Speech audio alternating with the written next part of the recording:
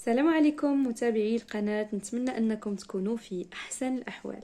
اليوم ان شاء الله غادي نشارك معكم واحد الشهيوه من اروع ما يكون، واللي هي محنشات معمرين بالعجينه ديال المسمن. كيجيو خطيرين جدا، خفافين وهشاش، والحشوه من اروع ما يكون. بلا ما نطول عليكم، نخليكم مع المقادير وطريقه التحضير في بقيه الفيديو.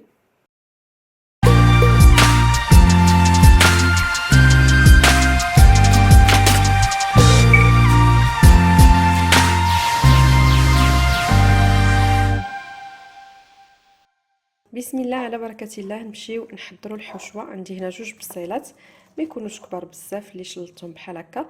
درت معاهم جوج فصوص ديال الثومه، شويه ديال زيت الزيتون، وغادي نخليهم يتشحروا وينزلوا مزيان. هنا بدات هذيك البصيله كتدبل كتنزل مزيان. غادي نزيد عليها فلفله الوان، استعمله انا الحمراء، الصفراء، الخضراء ولورانج. طبعا الا ما توفرتش عندكم هاد الفلفله كلها، يمكن لكم تكتفيو بداكشي اللي موجود. غادي نزيد شويه ديال الخيزو، شويه ديال قرعه كورجيت محكوكين،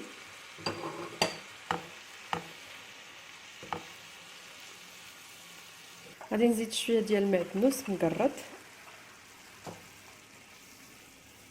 بالنسبه للعطريه فغادي ندير شويه ديال البزار، التحميره، عطريه ديال الكفته ومليحه بطبيعه الحال.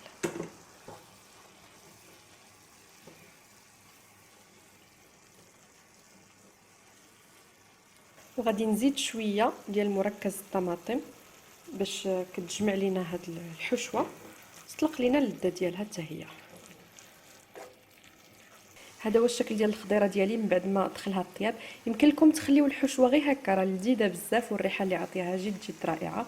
تقدروا تطفيو عليها العافيه، تزيدوا الطون، تقدروا تزيدوا الزيتون، اي حاجه بغيتو. انا غنديرها بالكفته، واخا الكفته باقا عندي هنا شويه جامده باقا ما طلقاتش، فغادي نديرها ونخليها تطلق وطيب حتى هي مع هاد الخضيره.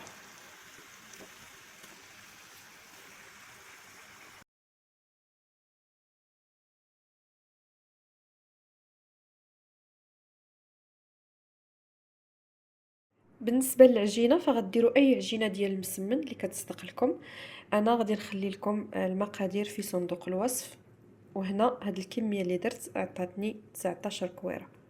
على بركه الله غنبداو نطلقوا العجينه ديالنا، ولكن غنطلقوها بواحد الشكل طولي، يعني ماشي بحال مسمن عادي، نديروها شويه طويله بحال هكا. بالنسبه للحشوه ديالي ها هي، من بعد ما طابت كنخليها تبرد عاد كنستعملها باش ما كتقطعش لينا العجينه.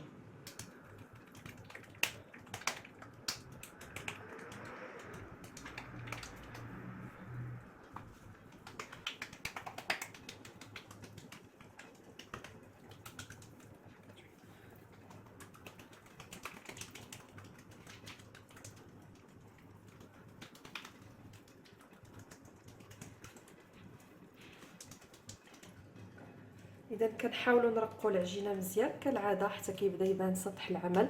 والعجينه البنات اكيد تكونوا دلكتوها مزيان وكتخليوها ترتاح، يعني ملي تشكلوا الكويرات خليوها ترتاح على الاقل واحد جوج سوايع باش تعطيكم بحال هكا الطوع، تجيكم سهله في الخدمه.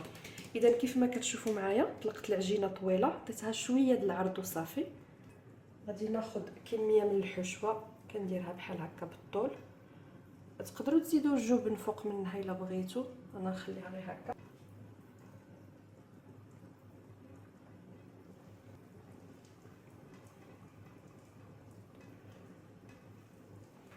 اذا بحال هكا، وغادي نبدا كنلف العجين على الحشوه بهذا الشكل.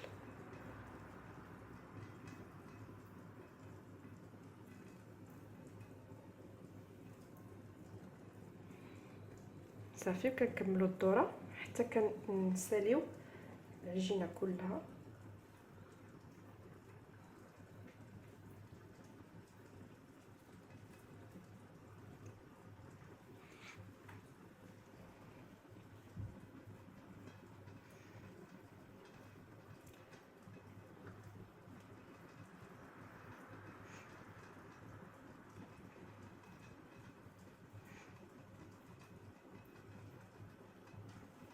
اذا صافي بحال هكا كنحاول نسد الجوانب باش ما تخرجش ليا الحشوه من بعد.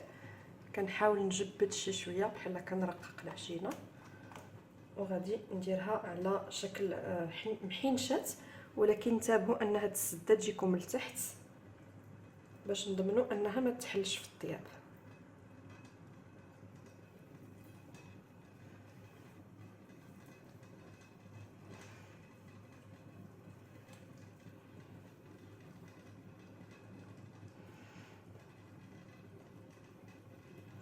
وهاد الاخر ديال العجينه كندخلوه من هنا بحال هكا،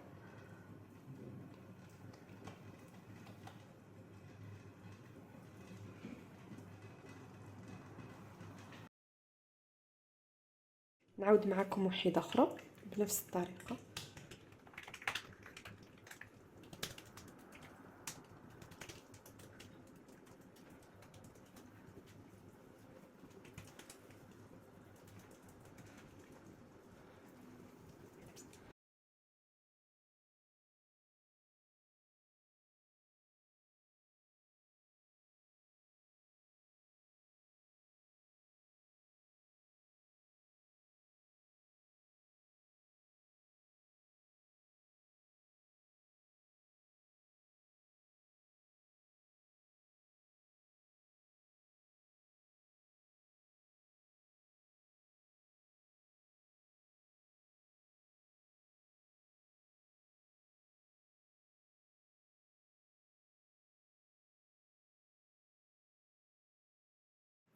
صافي من بعد ما ساليت تشكيل المحينشات ديالي قرصتهم شويه وصافي.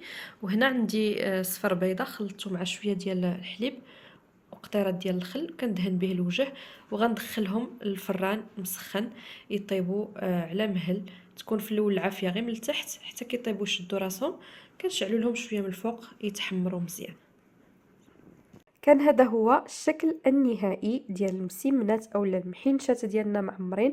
من بعد ما طابوا تحمروا مزيان خرجناهم من الفران، كيجيو رائعين جدا، خفافين، فيهم داك التوراق ديال المسمن، وفاش كيكونوا يلاه طابوا كتكون فيهم من برا واحد القرمشه جد رائعه. الحشوه خلاص لذيذه بزاف، وكيف ما شفتوا معايا تحضير ديال هاد المحينشات ساهل وما كيتطلبش شي مجهود اللي هو كتير. نتمنى انكم تجربوهم، اكيد غادي يعجبكم بزاف. نتمنى الوصفه والفيديو ديال اليوم يكونوا نالوا الاعجاب ديالكم. الا عجبكم ما تبخلوش عليا بتشجيع، لايك، تعليق، بارطاج ديال الفيديو. الناس اللي كيشوفوا القناه لاول مره مرحبا بكم، اشتركوا وفعلوا الجرس باش دائما توصلوا بالجديد. شكرا على المشاهده، نتلاقاو مره اخرى ان شاء الله في فيديو اخر ومع شي واحده اخرى.